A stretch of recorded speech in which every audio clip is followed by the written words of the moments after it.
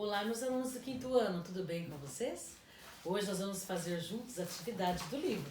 Mas antes vamos falar com Deus? Isso. Faz o seu pedido de oração, baixa a cabecinha e fecha os olhos. Querido Deus, muito obrigado pela minha vida, pela vida da minha família, pelos livramentos que o Senhor tem nos dado. Querido Deus, obrigado por me ensinar na sua palavra que podemos usar nossa mente e corpo para servir a Ti e ajudar outras pessoas que passam por necessidade. Em nome de Jesus, amém. Amém. E qual é a nossa base bíblica? Está lá em Provérbios, capítulo 3, versículo 5, aqui em cima na mensagem do céu. Vamos lembrar? Então vamos lá. Confie no Senhor de todo o coração e não se apoie na sua própria inteligência. Isso mesmo. Então vamos lá virar a página para a atividade. Isso. 84. Primeira pergunta. Vamos lá? Por que o povo de Deus foi derrotado e sofreu na mão dos midianitas? Quem lembra? Muito bem. Por que o povo de Deus foi derrotado e sofreu nas mãos dos midianitas? Então, segundo o texto aí, ó, aqui em cima, vamos responder? Por quê? O povo de Israel deixou de seguir as leis do Senhor e pecou contra ele. E por isso caiu nas mãos dos inimigos, os medianitas. Foi assim que você respondeu? Então, certo, muito bem. Agora vamos para a segunda pergunta. Por que Gideão se sentia tão inferior? Vamos lá no texto? Ele era pessimista e se sentia inferior às outras pessoas. Ele era muito pessimista. Por isso que ele se sentia inferior. Vamos lá então para a terceira pergunta. O que significa ser uma pessoa saudável? Vamos ver aqui segundo o texto. O que significa ser uma pessoa saudável? Vamos lá. Isso, olha. Uma pessoa saudável, ela procura ter uma mente saudável e sempre confia no Senhor. Respondeu assim? Muito bem. Agora vamos para a quarta pergunta, tá? Deus chamou Gideão para lutar contra os inimigos. Ele respondeu: Senhor, como posso libertar Israel? A minha família é mais pobre da tribo de Manassés e eu sou a pessoa menos importante da minha família. Você se sente assim diante de alguma situação em sua vida?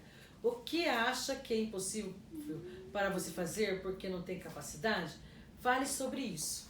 Então, pensa, analisa e essa é pessoal. Você vai ver o que você, como Gideão, se sente incapaz e que você sente dificuldade.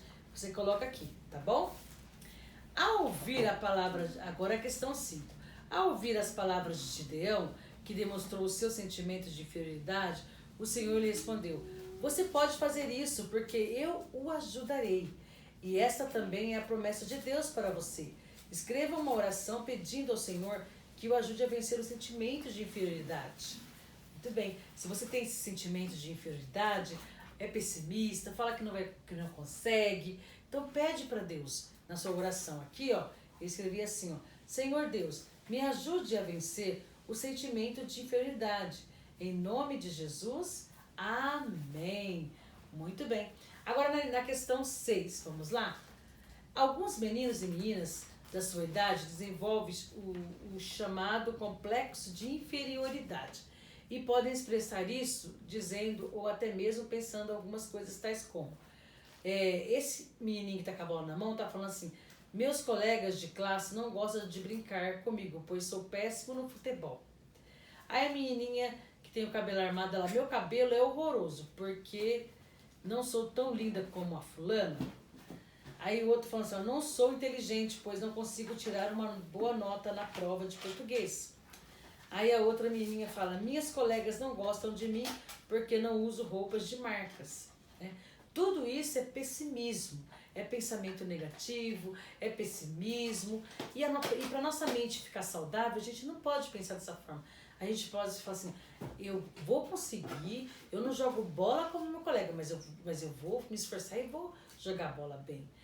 Eu não tenho cabelo do meu sonho, mas eu vou cuidar bem do meu cabelo E ele vai ficar bonito também, porque Deus ama a diversidade, Deus ama a diferença, né? E a menina que dá roupa de marca. Não importa o que as pessoas pensam. O importante é o que você pensa de você, o que Deus pensa de você, tá?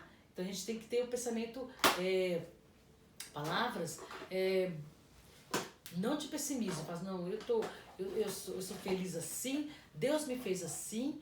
Então a gente precisa ter nossa mente saudável, acreditar em coisas, acreditar que eu posso, acreditar que você pode, que você consegue, tá bom? E o menino que falou assim, eu não sou inteligente, pois não consigo tirar uma nota boa na prova de português.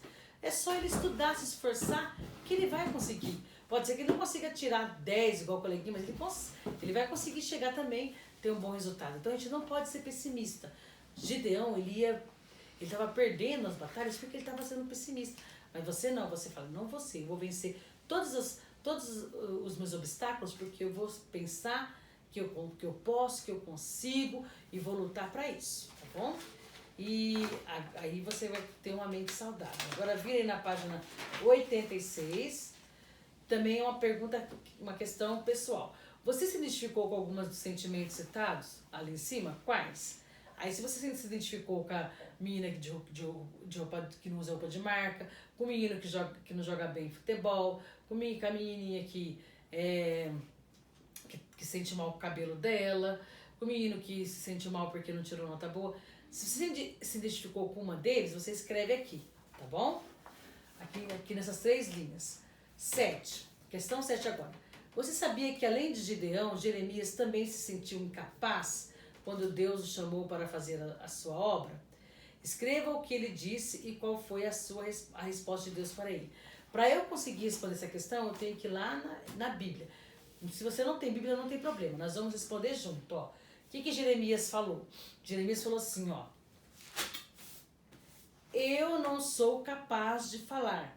Não passo de uma criança. Então aqui em cima você vai escrever isso que Jeremias falou. Eu não sou capaz de falar, não passo de uma criança. E na promessa de Deus para ele? Você não precisa ter medo, porque eu, o Senhor, estarei com você. Que está no versículo 8. No versículo 8 ele diz, você não precisa ter medo, porque eu, o Senhor, estarei com você. E na questão 8, você sabia que o homem que fundou a Igreja Presbiteriana do Brasil passou por muito sofrimento enquanto trabalhou aqui servindo ao Senhor? Certamente em alguns momentos sentiu-se inseguro, mas permaneceu até o fim. Confie no Senhor. Agora você vai ler um pouco da sua história. Da história, né, que o nome dele é em inglês, então eu não vou conseguir pronunciar, tá bom? Se você consegue já falar inglês e tentar pronunciar, você pode pronunciar. Então eu vou colocar só como Simoton. Simoton veio dos Estados Unidos para o Brasil em agosto de 1859 para fundar a Igreja Presbiteriana do Brasil. Ele tinha 26 anos quando chegou no Rio de Janeiro. Por sua pregação, algumas pessoas conheceram o Evangelho de Cristo e creram nele. Foi no Rio que ele fundou a primeira escola dominical, a Igreja Presbiteriana. Em 1862, Simoton voltou à sua terra natal e encontrou uma jovem chamada Ellen, com quem se casou antes de retornar ao Brasil para continuar a obra de Deus. Os dois viveram felizes aqui até que antes de completar 2 anos que a sua esposa estava no Brasil, durante o nascimento da sua primeira filha, ela adoeceu e morreu, deixando a filhinha de 9 anos, de apenas 9 dias.